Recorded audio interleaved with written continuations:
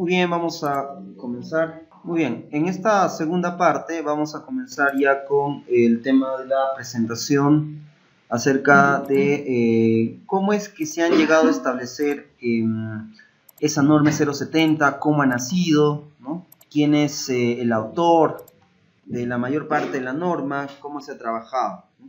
Pues vamos a ver eso. En la primera parte ya hemos visto todo el tema con respecto a la clase introductoria, todo lo que vamos a tocar a grandes rasgos.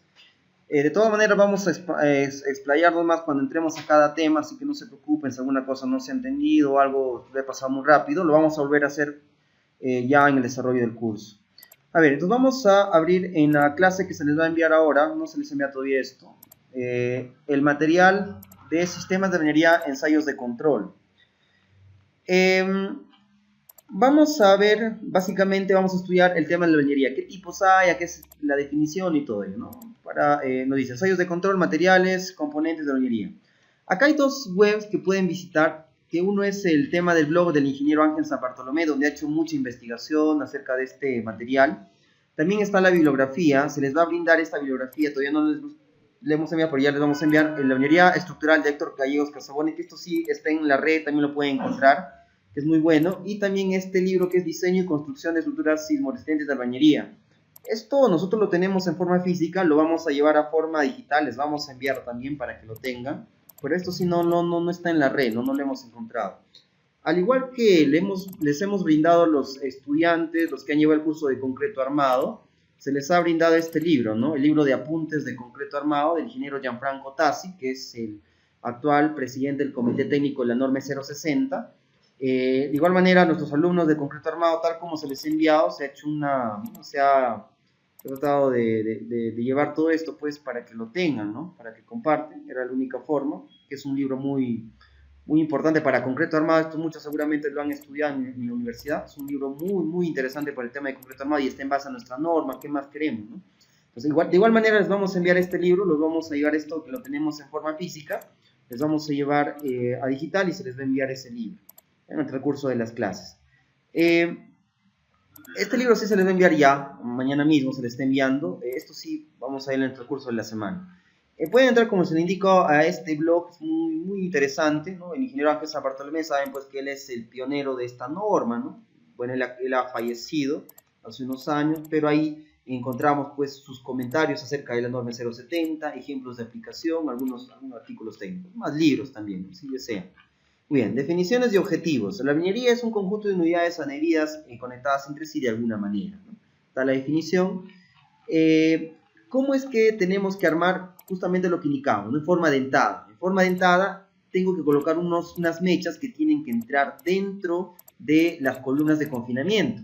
Y acá la norma nos habla de que debe entrar como mínimo 12.5 centímetros. Entonces, eso ya nos habla de una longitud mínima que yo debo colocar el tema de las columnas de confinamiento. Muchos autores en cursos van a escuchar que no es necesario, te van a decir, modelar los elementos de confinamiento, porque todavía en esta etapa yo no sé cómo, o no tengo una forma de predimensionamiento, ¿no? Además, eso se tiene que calcular después y te van a decir de esa manera. Y es correcto, y es correcto. Pero el tema es que en la norma nos habla de una longitud mínima que debe entrar esta mecha. Nos habla de 12.5 centímetros. Eso nos habla. Entonces, si yo le sumo un recubrimiento pues de 2.5, tendré pues como mínimo, en otras palabras, que la columna de confinamiento tiene que tener como mínimo 15 centímetros de largo y de ancho, obviamente, pues el espesor del muro, ¿no? Si es de soga o de cabeza, ¿no? Dependiendo. 15 centímetros como mínimo. Menos que eso, pues a nadie se le debe ocurrir. 10 no existe. 15 centímetros como mínimo. En la forma dentada, como hemos dicho, tiene que entrar eso y tiene que doblar como mínimo 10 centímetros. Esto es escrito en la norma. Y tiene que entrar como mínimo 40-45 centímetros. Ese es en el caso que yo tenga estas mechas y también haga mi verificación de la necesidad de reforzar horizontalmente o no sea necesario. Vamos a leer, eso está claro en la norma. Más de 3 pisos, refuerzo horizontalmente. Y hay que cumplir también con una cierta cantidad de esfuerzo. Me dice, si el esfuerzo actuante, vamos a volver a ver, es mayor al 0.15 de F'M, refuerza horizontalmente. También es otra condición. Ya lo vamos a ir verificando. Son condiciones que tenemos que verificar. Entonces, desde ya les digo que el espesor mínimo de una columna debe ser 15 veces por el espesor del muro. Ahora, ¿por qué muchos no lo hacen? Y tienen razón, ¿no? Porque después vamos a determinar realmente el área del elemento de confinamiento. Pero nosotros sí lo modelamos, ¿por qué? Primero lo modelo porque eso tiene una masa, un peso. Si yo no modelo esa columna que es de concreto, que ya es mínimo para albañería confinada, se puede utilizar un concreto de 175 como mínimo, podría utilizar de 210. En un sistema dual de concreto armado pórticos, mínimo el concreto debe ser 210, pero para este sistema puedo utilizar 175 para los elementos de concreto mínimo.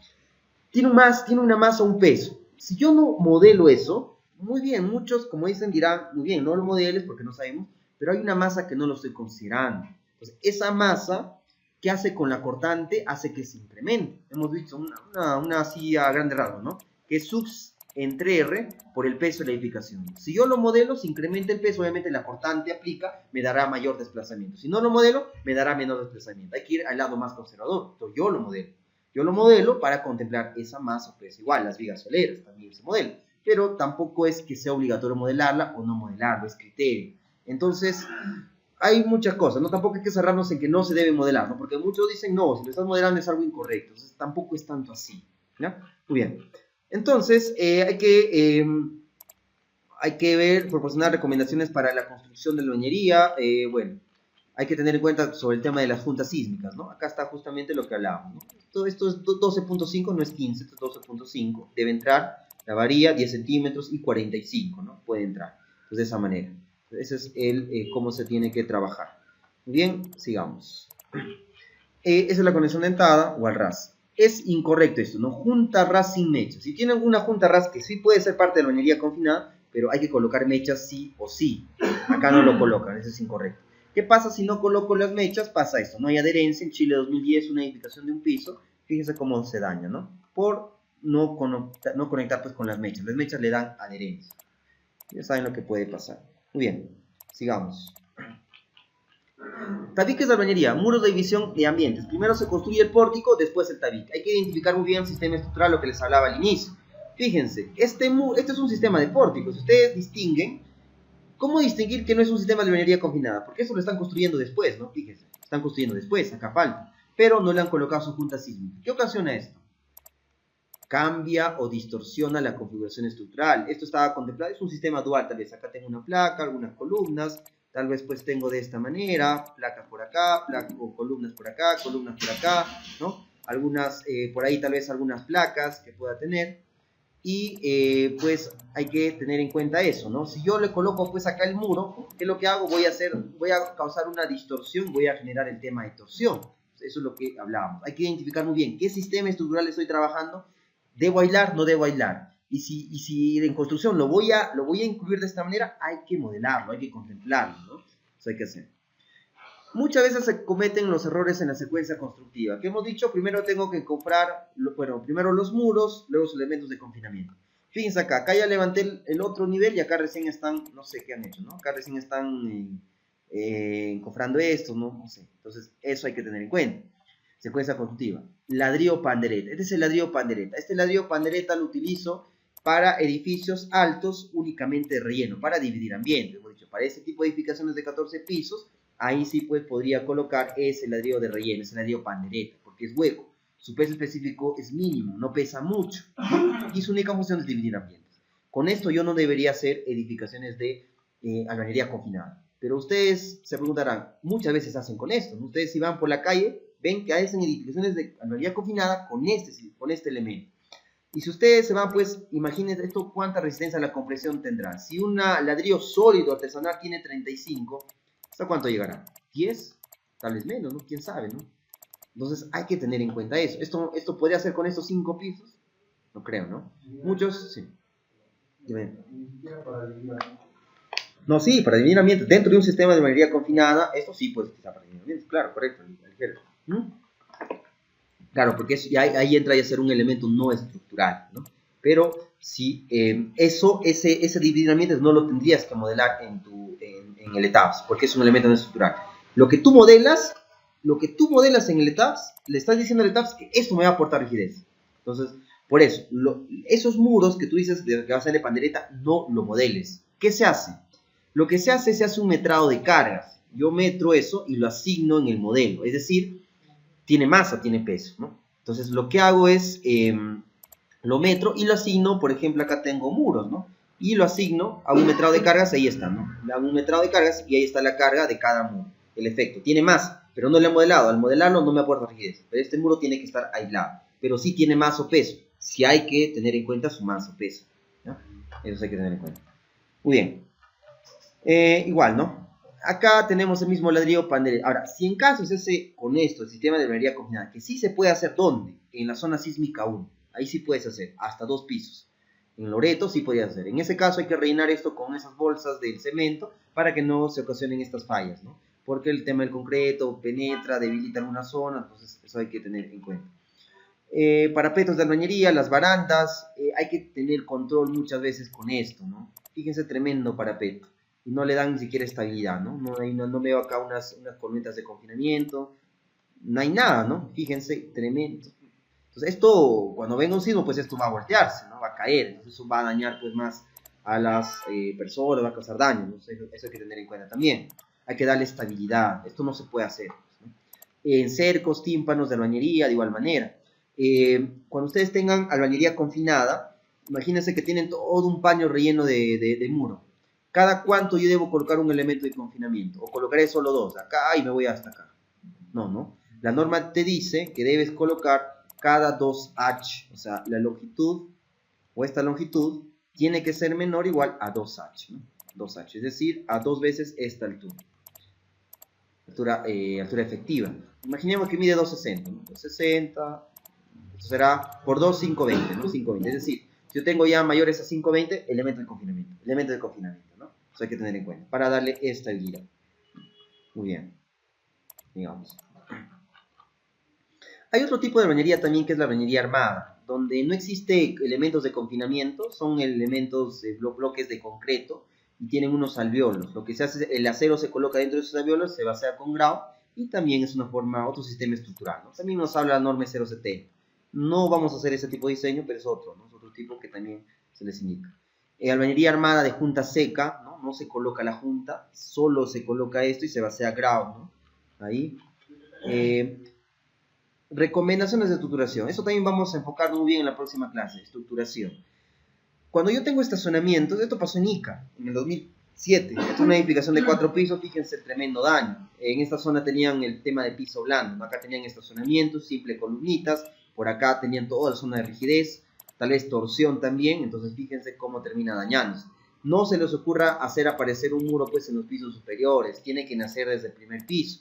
Y si aparece, que podría ser el caso, no lo contemplen en su modelo, métanlo, asignenlo en el modelo, no lo contemplen. Pero de todas maneras esto causa el tema de piso blando, porque si un piso superior es más resistente, tiene mayor resistencia o rigidez que los pisos inferiores, obviamente va a haber piso blando, el piso 1 va a terminar fallando. Entonces, hay que tener en cuenta que el primer piso tiene que ser la parte mayor resistente y de mayor rigidez, ¿no?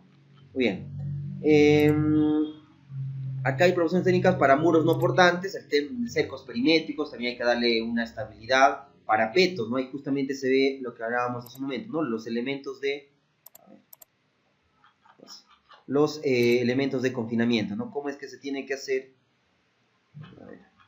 Estos columnetas y vigas de confinamiento, ¿no? Y estos tienen que estar aislados de los elementos estructurales, ¿no? Tienen que estar aislados. Acá tiene que estar la junta sísmica. Eso le proporciona estabilidad a este muro, ¿no? Pero lo separa para que no distorsione su configuración. Muy bien, este es un sistema de pórticos. Puede caerse el muro, no me interesa. La edificación va a seguir parada, ¿no? Bueno, acá vemos también cómo los cercos pueden caer si no le coloco el tema de confinamiento, ¿no? Eso hay que tener en cuenta. La recomendación, cada 2H, menos de 2H, hay que colocar eso. Hay más tabiquería no estructural como la placa P7, que es muy parecido a la albañilería armada, que se coloca dentro de los sistemas dual de concreto armado o de pórticos, donde tiene un espesor de 7 centímetros y ayudan mucho el tema de separación de ambientes, benefician mucho la arquitectura. Entonces se colocan este tipo de placas P7, se coloca un acero que se empotra en la parte superior, en la parte inferior que le dé estabilidad, y ahí se van colocando pues las placas P7, ¿no? Es sirve solamente para dividir ambientes. Drywall de igual manera. Si vas a hacer este tipo de proyectos, tienes que determinar el peso específico de este elemento que está en la norma 020, lo metras, lo asignas a este elemento. Vamos a ver cómo es así y todo. Muy bien. Control de materiales, visita virtual a un laboratorio de estructuras, ¿no? Bueno, acá hay... entonces vamos a presentar qué ensayos se hicieron para determinar la resistencia a la compresión, la resistencia al corte diagonal de los muros, ¿no? ¿Qué ensayo se hace? Todo está normalizado. Entonces, para determinar la deformación por corte, no hay un ensayo que me determine, porque con la deformación en corte yo puedo determinar el módulo de corte. El módulo de corte de que es una propiedad mecánica de la albañilería, así como tiene su módulo de elasticidad, tiene su módulo de corte. Entonces, ese módulo de corte se determina con la deformación por corte. Y no hay un ensayo que me determine la deformación por corte directamente. Entonces, lo que se hace es, se colocan dos diales aquí, aquí, aquí y aquí, se mide la deformación ambos longitudinal y mediante una suma se determina el tema de la deformación por corte, ¿no? Es una forma como lo han establecido. Y determinando esa deformación, puedo determinar el módulo de corte, ¿no? Que es la deformación por el módulo de elasticidad del material, ¿no? Entonces, ahí se han hecho esos ensayos. Acá hay más dispositivos, ¿no? Un actuador dinámico. Por ejemplo, acá se ha ensayado un muro en el laboratorio de la universidad. Se coloca una carga, no sé, de 100 toneladas, se puede hasta al mismo tiempo, ¿no? Aplico una carga lateral, le aplico también una carga como si estuviese cargado. Y hay dos tipos de ensayos, ¿no? Un ensayo monotónico, que es aplica la carga hasta que falla, ¿no? Y no regresa, o sea, de frente, ¿no? Hasta que ocasione la falla. Y ahí yo puedo construir mi curva de capacidad, ¿no? Otro es cargo, descargo, ¿no? Que es otro ensayo mucho más real, ¿no? Porque el sismo te hace hacer de esa manera. Entonces, hay dos tipos de ensayos, se han hecho esos ensayos, ¿no? Para determinar esos valores. Control de los materiales, ¿no? Se han establecido para que tú clasifiques también, tienes que medir el alabeo, la variación de dimensiones, ¿no? Eso está en la norma, porque cuando tú aceptas un lote, eso es para el tema constructivo, ¿no? Cuando aceptas un lote, esa variabilidad tienes que ver, ¿no? No tiene que tener el tema de la concavidad, ¿no? Del alabeo, ¿no? Que tiene. Son ensayos que seguramente ustedes lo han visto para aceptar el tema, si estás construyendo, para aceptar esa unidad, ¿no? Esa tanda, ¿no? Para este control de calidad más que nada. O sea, que está como hay que verificar. Compresión axial. Esto es para una unidad de albañilería. En la norma 070 nos presenta esa norma tres parámetros que se miden para la unidad. La resistencia a la compresión de una unidad, de una sola unidad, que es mucho mayor a la resistencia de una pila, que es mucho... vamos a ver, acá está en la tabla número 11. Aquí está. La tabla número 9. Nos habla resistencia a la compresión de una unidad. Es decir, solamente agarran una unidad y la ensayan, ¿no? Así como se hace un ensayo para el concreto, ¿no? Para las roturas de probetas, igual. Con una unidad se va a hacer un capping acá, se ensaya y se determina esta resistencia a la compresión de una unidad. Para una pila, se coloca una pila que está normalizada, que tiene cierta esbeltez. De igual manera, se determina, ahí esta es la resistencia a la compresión. Y para determinar la resistencia al corte, se hace un murete. Se hace un murete y ese murete se coloca de forma diagonal, es decir, se ensambla una especie de muro así, y acá se aplica una fuerza, ¿no? Y esa fuerza entre el área es la cortante, la resistencia al corte de la pila o de la unidad que estoy ensayando, ¿no? Pues eso es básicamente lo que habla acá. Vamos a ver. Ahí está, ¿no? Esta es la unidad, cómo se ensaya, la resistencia a la compresión, con un cape y se ensaya. Tracción por flexión, succión, ¿no? El tema de cuánto absorbe de agua, ¿no? En construcción ustedes saben pues que hay que mojar las unidades justamente por eso, ¿no? El tema de la succión, para que ustedes... Esto me sirve como dato para preparar el mortero, ¿no? Porque el mortero tiene que tener una cierta cantidad de agua, entonces acá calculamos cuánto absorbe la unidad, entonces yo puedo ya definir mi mezcla, ¿no? Para el mortero. Absorción también. Porcentaje de huecos, no olvidarse, cuando es mayor de 30, unidad hueca, cuando es menor a 30, unidad sólida, ¿no? Y acá esta tabla número 2, donde nos restringe qué unidad utilizo para qué zona. Una zona sísmica 1, por ejemplo, me dice sólido, muy bien, artesanal, muy bien, alveolar, hueca o tubular, ¿no? Hueca, por ejemplo, tubular es la pandereta, el ladrillo pandereta es tubular. Tubular es cuando los huecos son paralelos al sentido de asentado de la unidad. Es decir, yo tengo acá tubular, los huecos son paralelos al asentado de la unidad, ¿no? Alveolar es cuando los huecos son perpendiculares al asentado del ladrillo, ¿no? Ahí está. Y huecos sabemos pues que es mayor al 30% de huecos, ¿no? Eso. Por ejemplo, puedo hacer con un ladrillo pandereta tubular en la zona sísmica 1, me dice sí, solo hasta 2 pisos. Muro portante en todo el edificio. O sea, podría ser hasta 2 pisos, ¿no? Ladrillo hueco, sí, pero fíjense en nuestra zona sísmica, estamos 3 y 4 acá. Queremos hacer un edificio de 5 pisos, mayor a 4 pisos. ¿Podría utilizar un sólido artesanal? No. Eso sí es algo que hay que tener en cuenta. Tendría que utilizar un sólido industrial necesariamente. La norma me obliga. Sólido industrial. Bueno, acá te dice las limitaciones, ¿no? Siempre y cuando sustentes, ¿no? Pero bueno, hay que tener en cuenta esto. Por algo lo dice, ¿no? Muy bien. Entonces, ¿cómo han llegado a establecer pues esto? Ya, de acuerdo a ensayos, ¿no? Todo esto que tenemos acá, toda esta tabla, obviamente pues nosotros, lo ideal sería que supiéramos con qué material se va a construir, que se hagan los ensayos y realmente yo tenga pues estos valores, ¿no? Entonces, no se hace. Pues ya se han encargado de hacer los ensayos de laboratorio en diferentes partes, nos dan unos valores establecidos, ¿no? Nos dan, no vemos más allá nosotros, ¿no? Ahora, muchas veces también hacemos el diseño con ladrillo industrial y realmente están construyendo con artesanal. Entonces, hay muchas cosas. Entonces, a veces yo recomiendo que siempre hagan con el artesanal, hagan todo el cálculo y especifiquen que sea industrial, ¿no? Porque hay siempre eso. Pero bueno. A ver, entonces, tecnología del mortero, también el tema del mortero, hay que, esto lo voy a dejar porque ustedes lo lean, ya está establecido también, ¿no? Cómo hay que hacer esto, los usos del mortero, todo esto. No lo vamos a ver. Parte constructiva. Hay que tener en cuenta la fluidez del mortero porque se pueden presentar estas cosas, ¿no? También hay que hacer el slam para el mortero. Bueno, prismas de albañilería. Acá está. A mí me interesa, lo que me interesa es establecer las propiedades mecánicas porque esto yo voy a definir en el ETABS. Cuando entremos al ETABS yo voy a definir el material. Voy a definir un F'M, un ladrillo artesanal industrial de 35 kilogramos centímetro cuadrado. ¿Y qué me va a pedir el ETABS?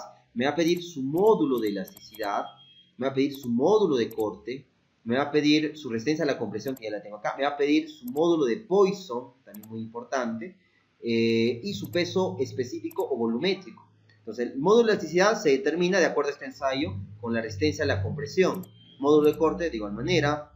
Resistencia a compresión axial, bueno, ya está, ¿no? Y el módulo de corte obviamente lo voy a calcular con la resistencia al corte, ¿no? Del murete. Entonces, del murete saco esto y de la pila sacaré esto, ¿no? Entonces, el módulo de Poisson es un ensayo donde se mide la deformación longitudinal con respecto a la deformación transversal y se hace una relación. Ese es el módulo de Poisson. Peso volumétrico, eso está en la norma 020, la unidad de arcilla, sílico calcáreo, todo eso nos da ahí el peso volumétrico. Y eso tengo que definirlo en el ETABS. Vamos a ver más adelante. Entonces hay que tener en cuenta cómo se mide el ensayo de laboratorio. Ustedes lo van a... Bueno, los que ven ese tema. Los tipos de falla que vamos a tener: falla ideal, trituración, falla frágil, cuando suceden los ensayos. Los muretes también, ¿no? Los muretes se han ensayado también con ladrillo pandereta, ¿no? Aunque no se debería hacer con el pero se han ensayado también, se han obtenido resultados, se han corregido, ¿no? Y gracias a todos estos ensayos pues se han llegado a determinar esas tablas que tenemos pues en nuestra norma, ¿no? Si yo hago una evaluación estructural es necesario que saques un ensayo, no saques esto y determine realmente su esfuerzo a la compresión, sus propiedades mecánicas y lo modeles en el software. Eso es otro tipo de trabajo. Si ya tienes un colegio ya construido, hay que ver en qué estado está, ¿no? Para reforzar, ahí es otro tipo de trabajo, ¿no? Que hay que hacer eso.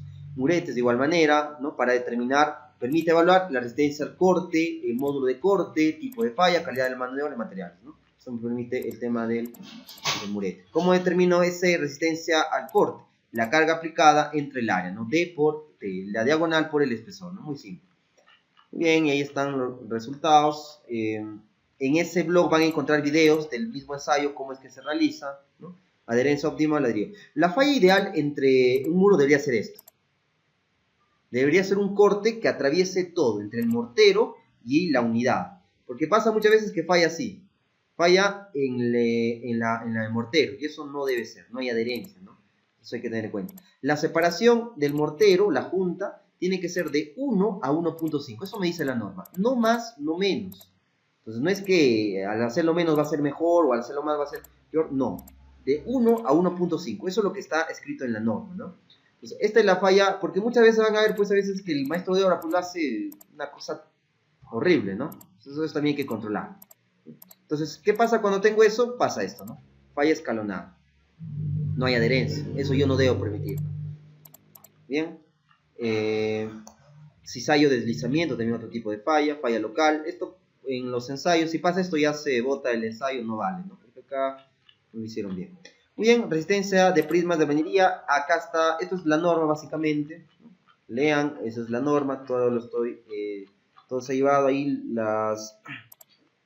qué valores voy a utilizar, las tablas que se han determinado, las correcciones para los ensayos, y las fórmulas empíricas. En base a eso se han establecido formas empíricas. ¿Cómo determino el módulo de elasticidad para la albañilería? Eso lo vamos a introducir en el etap. Esto sí me interesa. 500 por F'M. Ese es el módulo de elasticidad de la albañilería. ¿Se recuerdan cómo se determina el módulo de elasticidad del concreto? 15.000, ¿no? 15.000 por la cuadrada de F'C. Para la albañilería es esto. 500 por F'M. Para el ladrillo cíclico calcáreo, 600 F'M y esta, ¿no? Módulo de corte está en función del módulo de elasticidad y el módulo de Poisson. Módulo de Poisson para la albañilería es 0.25. Módulo de Poisson para el concreto, ¿se acuerdan? 0.15, ¿no? 0.15. 0.25 para la albañilería, ¿no? Entonces ahí, esas son propiedades que sí me interesan para yo modelar en el ETABS, ¿no? Igual, concreto mínimo me dice 175, ¿no? No me exige 210, ¿no? Para los elementos de confinamiento. Igual, el acero tiene que ser con confluencia definida, ¿no? Porque antes se utilizaba una varilla trefilada, es una varilla que no tiene gran capacidad de formación. Entonces hay que buscar que sea pues este tipo de comportamiento, ¿no? Una varilla dúctil. Muy bien, fíjense este ensayo con una varilla trefilada, se llega a partir, no hay adherencia, ¿de qué me sirve? ¿No? Entonces, acero trefilado, esto pasó en Chile en el 2014, se colocaron unas varillas, pero fíjense que el acero se parte y eso no es nada, no me ocasiona el tema de adherencia, ¿no? Entonces, eso hay que tener en cuenta. Tiene que ser una varilla que fluya, ¿no? Un acero corrugado. Muy bien, entonces, eso con respecto a eso, a la segunda presentación, y ya para minutos sobrado, para ir terminando, vamos a ver el comportamiento sísmico. Eso con respecto a las propiedades mecánicas, todo lo que vamos a ir viendo, ¿no? Lo que vamos a definir en el ETABS. Y por último vamos a ver comportamiento sísmico experimental. También se han hecho ensayos de muros con cargas laterales para ver el comportamiento sísmico, para determinar justamente ese factor R de 3 en albañilería. ¿Por qué R3? ¿Por qué la deriva máxima debe ser 5 por 1000? ¿Por qué no 6 por 1000? ¿Por qué no 7 por 1000 como concreto armado? Pues todo eso tiene un fundamento, una explicación, ¿no? Entonces, por ejemplo, nos contaba justo el profesor, a mí me enseñó el profesor Blanco Blasco, que acaba de fallecer el año pasado. En la maestría él nos enseñó en los primeros siglos. Y nos dijo, ¿no? Nos dijo, ¿por qué 7 por 1000? Y todos nos preguntaban, porque eso sí no hay una explicación para el concreto. ¿Por qué me permite 7? Han hecho ensayos, ¿qué han hecho? Y él nos decía algo bien cierto, que el comité técnico se reunía, porque él alguna vez fue presidente del comité técnico de la S060 antes del ingeniero Tassi, y simplemente lo hicieron por votación, así de simple. Otros dijeron, en México utilizan 10, hay que utilizar pues 10 por 1000. No, pero en el Perú no tenemos buena mano constructiva, hay que utilizar mejor 6 por 1000 o 5 por 1000, otros dijeron. Entonces, para que no haya pelea, tomamos un punto intermedio. Y así muchas veces se han definido cosas que no tienen mucho estudio. Claro, obviamente ellos pues son ingenieros reconocidos con criterio, ellos pues tienen muchos proyectos, o sea, muchas cosas se han definido así, ¿ya? Pero el tema de la albañilería confinada, sí no. El ingeniero Ángel Bartolomé se dedicó mucho a esto, entonces él sí tiene fundamento. ¿Por qué el R3? ¿Por qué 5 por 1000? Entonces, ahora justamente vamos a ver eso, ¿ya? Vamos a ver eso. Entonces vamos a ver, por ejemplo acá, ¿no? Este es un pórtico, se ha ensayado, ensayo de carga lateral cíclica. Esto es básicamente la liberación de la energía, ¿no? Es decir, ¿para qué yo ensayo pórticos? Para ver su estado de falla, para ver cómo es su liberación de energía, ¿no? Hasta cuánto puede desplazarse o la máxima energía que libera, porque esto también es energía. Fuerza por distancia es trabajo. El trabajo desarrolla toda la energía que libera, ¿no? Estos resultados me sirven para construir lo que yo quiero, que es la curva de capacidad general del edificio, porque esa curva, recuerdan cuando hablamos en la primera parte, imagínense, ¿no? Yo les decía que tengo una edificación acá. Yo quiero la curva de capacidad, tengo una zona lineal y una zona no lineal. Pero ¿cómo establezco esa deformación de colapso? Que agarro la edificación, la ensayo, se han ensayado edificaciones de 3, 4 pisos no, nunca. Entonces, ¿cómo determino esta curva de capacidad? con algunos elementos pequeños, como pueden ser pórticos, y a partir de eso construyo, pues hay metodologías para construir la curva de capacidad de toda la edificación, ¿no? Para eso justamente se hacen estos ensayos de elementos más pequeños, pues para tratar de construir, ¿no? Ahora eso obviamente no es exacto, ¿no? Otras normas en el mundo, por ejemplo, las normas japonesas son bien desarrolladas, ellos sí ensayan edificios pues hasta 10, 12 pisos, ¿no? Yo he visto videos que sí se ensayan, entonces tienen pues la capacidad, entonces pueden sus normas pues calibrarlo mucho mejor, ¿no? Muy bien. Entonces se han hecho ensayos así como de pórticos, de muros, para ver pues el tema de fallas, ¿no? En cada instante qué fallas se han tenido, punto de falla, y se estableció lo siguiente. Cuando obtuvieron una distorsión de 1 entre 800, ¿la distorsión qué es? La distorsión es esto, es el desplazamiento entre la altura. Esa distorsión es justamente la deriva de entrepiso, desplazamiento relativo entre altura entre piso, el drift. En la norma nos dice que es 5 por 1000 para concreto armado, perdón, para albañilería confinada. Se estableció que para una deriva de 1 entre 800, o sea, 0.00125, ocurre la primera fisura en un muro. Eso se estableció. O en otras palabras, para un muro de 2.40 metros, lo multiplico por la deriva encontrada, un muro de un piso se empieza a fisurar cuando sufre un desplazamiento de 3 milímetros. Eso es lo que se encontró. Entonces, ese es el punto de la primera fisura. Obviamente yo no voy a diseñar pues para controlar la primera fisura, obviamente vamos a aceptar daño, ¿no? Se tiene que fisurar, la idea es que no colapse. Entonces, el límite de reparación es del 5 por 1000. Ahí se encontró ese 5 por 1000. Ese 5 por 1000 se encontró este tipo de daño. Este tipo de daño se va a ocurrir cuando yo encuentre ese 5 por 1000. En otras palabras, para un muro de 240 sucederá cuando se deforma 12 milímetros o 1.2 centímetros. No quiere decir que cuando llegue a 5 por 1000 o 6 por 1000 la edificación llega a colapsar. No. Sino que ya es más caro reparar que tumbar y hacer otro, ¿no? Entonces eso hay que tener en cuenta. Entonces se han ensayado, fíjense hasta dónde se han llegado. Se ha llegado a 12, acá tengo el 5 por 1000 que es la límite de reparabilidad. No, perdón, acá es la primera fisura. Límite de reparabilidad que está por acá es 1 entre 200. Y se ha llegado hasta 20, ¿no? Pero acá está 5 por 1000. Bueno, se ha llegado a mayores desplazamientos. O sea, que el muro podía soportar, va a soportar. Pero ya el tema de reparabilidad no es tan óptima, ¿no? Eso hay que tener en cuenta. Entonces, si le sale algún proyecto, están en 6 por 1000 y ya no se puede bajar, pues pueden fundamentar con esto, ¿no? Porque muchos proyectos de concreto armado nosotros le hemos dejado en 8 por 1000 o hasta 9 por 1000. De igual manera, ahí viene ya el criterio, ¿no? Muchas veces no se puede cumplir con esto.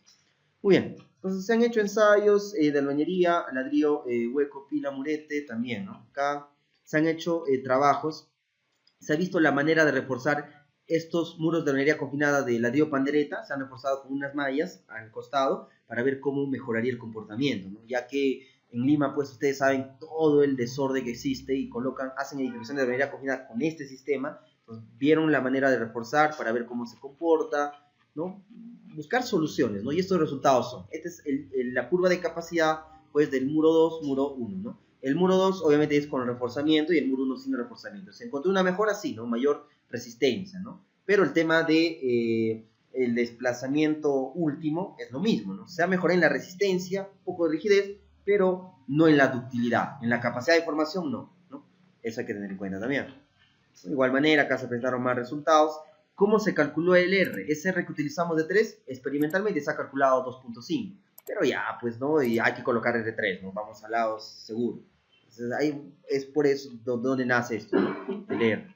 Entonces, igual, ¿no? Se han visto, no olvidarse también el refuerzo de la cuantía horizontal que hay que colocar. Vamos a calcular ese refuerzo horizontal mínimo. La norma dice que debemos colocar 0.001 y eso lo vamos a calcular. Cada cuántas mechas se tiene que calcular el acero, eso lo vamos a calcular. Y las fuerzas, pues, empíricas, ¿no? De la rigidez, cómo se calcula para un muro, el esfuerzo, la compresión, cómo determino la resistencia al corte diagonal, porque eso es lo que vamos a verificar, agrietamiento diagonal. Esa hoja de cálculo está en base a estas fórmulas que nos da la norma, vamos a desarrollar esto en la hoja de cálculo.